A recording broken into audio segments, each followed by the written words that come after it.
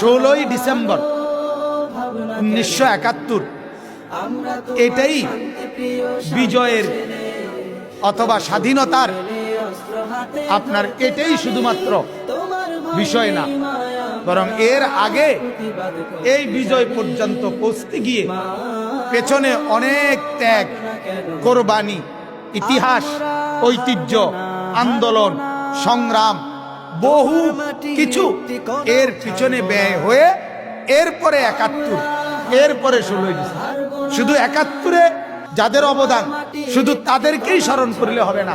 1757 সন থেকে যেদিন নবাব সিরাজউদ্দৌলার পতন হয়েছে, সেদিনের পর থেকে এই লম্বা সময় এই ভারতীয় উপমহাদেশের আজাদির জন্য, স্বাধীনতার জন্য যত মানুষের ত্যাগ ছিল প্রত্যেককেই আজকে শ্রদ্ধার সাথে স্মরণ করা জরুরি।